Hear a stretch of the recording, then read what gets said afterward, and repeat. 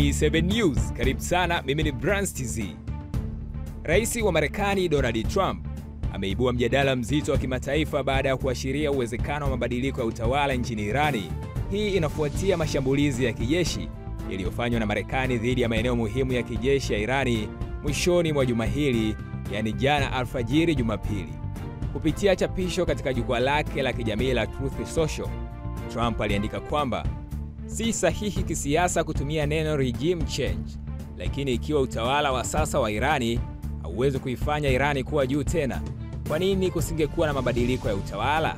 Aliandika hivyo Trump. Kauli hii imezua taharuki kubwa katika duru za kimataifa, huku wengi wakiona ishara ya kurejea kwa sera kali dhidi ya Irani.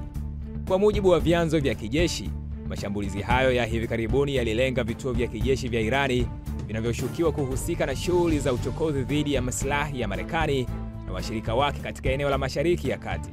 Hata hivyo, hadi sasa hakuna taarifa rasmi iliyotolewa na Wizara ya Ulinzi ya Marekani, Pentagon, kuhusu mashambulizi hayo yaliyotokea jana alfajiri.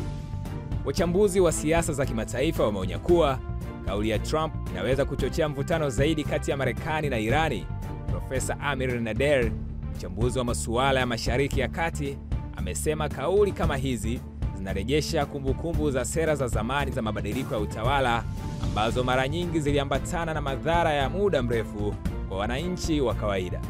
Serikali ya Irani haikusita kujibu kupitia msemaji wa wizara yake ya mambo ya nje.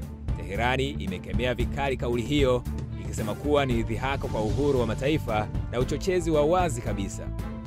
Kwa taarifa nyingi zaidi zinazoendelea kugonga vichwa vya habari duniani, hususan zinazoendelea huko Mashariki ya Kati, endelea kufuatilia 7 Media kupitia 7 News.